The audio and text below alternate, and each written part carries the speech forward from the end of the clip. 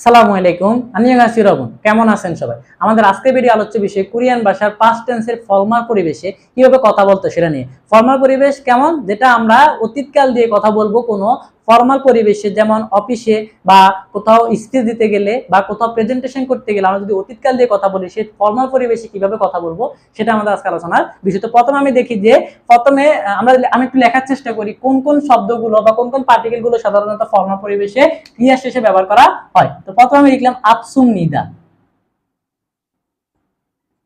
তারপর হলো অতসুম নিদা, তারপর হলো হ্যাতসুম নিদা, তারপর হলো ইয়তসুম নিদা,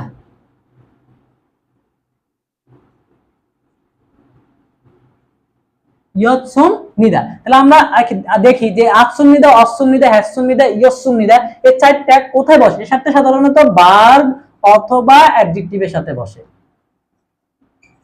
কোথায় বসে? ভার্ব অথবা অ্যাডজেক্টিভের সাথে আতসুম নিদা, অতসুম নিদা, হ্যাতসুম নিদা বা ইয়তসুম নিদা বসে। আমি প্রথমে যদি দেখি যে আতসুম নিদা কোথায় বসে, তা আমি যদি একটা ক্রিয়া লিখি খাদা, মূল ক্রিয়া খাদা, খাদা অর্থ কি? যাওয়া। আমরা জানি সবসময় মূল ক্রিয়া থেকে দাটা বাদ, দা বাদ হয়ে যদি আ অথবা অ থাকে, ক্রিয়া শেষে আ অথবা কি থাকে? অ থাকে, তাহলে কি হবে? আতসুম নিদা হবে। তাহলে খাদা যাওয়া, খাতসুম নিদা, খাতসুম নিদা। যেহেতু আ একটা আছে সেজন্য বাড়তি আটার দরকার নাই। খাতসুম নিদা, গিয়েছিলাম, খাতসুম নিদা গিয়েছিলাম। খাদা যাওয়া, গাছসুম নিদা গিয়েছিলাম। ধরুন আমি হাকিয়ে বিদ্যালয়ে গাছসুম নিদা গিয়েছিলাম।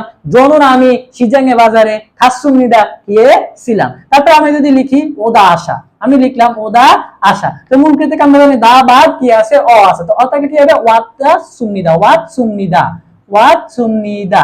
ধরুন আমি জিবে বাড়িতে ওয়াত সুমনিদা এসেছিলাম, আমি বাড়িতে এসেছিলাম। তাহলে আমরা কি পাইলাম যে আ অ যদি দা বাদ হয়ে আ অ থাকে মূল ক্রিয়ার সাথে, তাহলে আসুমিদা হবে। তারপর আমি যদি দেখি হাদা, কি পাইলাম আমি?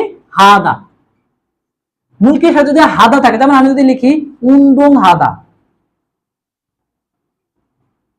উন্দং হাদা। মূল ক্রিয়াতে হাদা থাকলে দাটা বাদে হাদাটা হ্যাসুম নিদা হয়ে যাবে। হাদাটা কি হয়ে যাবে? হ্যাসুম নিদা। তাহলে উন্দুং হাদা ব্যায়াম করা। ধরুন আমি উন্দুং জাঙ্গে ব্যায়াম স্থান উন্দুং হ্যাসুম নিদা ব্যায়াম করেছিলাম। তাহলে উন্দুং হাদা ব্যায়াম করা, উন্দুং হ্যাসুম নিদা ব্যায়াম করেছিলাম। আমি যদি আরেকটা উদাহরণ দিই,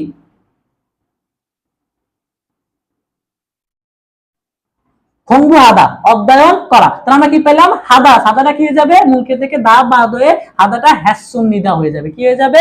হ্যাসুম নিদা। তাহলে আমি কি খঙ্গু হ্যাসুম নিদা অধ্যয়ন করা, খঙ্গু হাদা অধ্যয়ন করা। আর ধরুন আমি হাঙ্গুগরু কোরিয়ান ভাষা খঙ্গু হ্যাসুম নিদা অধ্যয়ন করেছিলাম।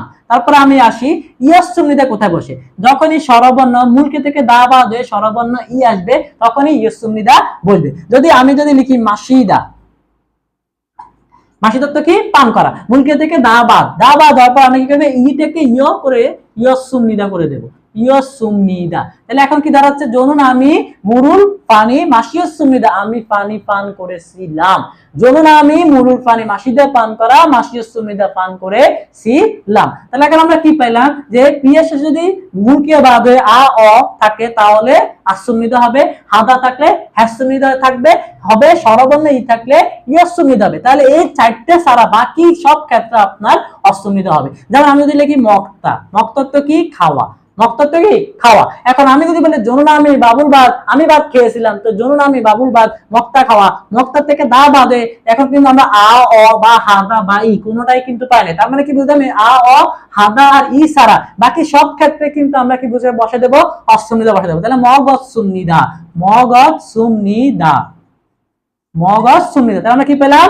ধরুন আমি বাবুল বাদ মগজ সুমিদা, আমি বাদ খেয়েছিলাম। তাহলে আমরা মোটামুটি বুঝতে পেরেছি যে অতীতকালের যদি আমি ফর্মাল পরিবেশে, কোন পরিবেশে? ফর্মাল পরিবেশে কথা বলি, তাহলে সেক্ষেত্রে আমরা বুঝে নিতে হবে যে ভার্ব অথবা অ্যাডজেক্টিভের পরে ভার্ব অথবা অ্যাডজেক্টিভের সাথে যদি দা মূল ক্রিয়া থেকে মূল ভার্ব থেকে দাটা বাদ হয়ে যাবে। দা বাদ হয়ে যদি আ থাকে, তাহলে আসুমিদা হবে। হাদা থাকলে হ্যাসুমিদা হবে। স্বরবর্ণ ই থাকলে ইয়সুমিদা, ইটাকে ইয় করে ইয়সুমিদা করতে হবে। বাকি সব ক্ষেত্রে আমরা অসুমিদা বসাবো। তাহলে মোটামুটি আমরা অতীতকালের যে ফর্মাল পরিবেশে কথা বলার সময় ভার্ব অথবা অ্যাডজেক্টিভের সাথে কি বসাবো সেটাও জানতে পেরেছি। আজকে ভিডিও এ পর্যন্ত। ইনশাআল্লাহ পরবর্তী ভিডিওতে আমরা নতুন কোনো কিছু নিয়ে আসবো। আসসালামু আলাইকুম, আল্লাহ হাফেজ।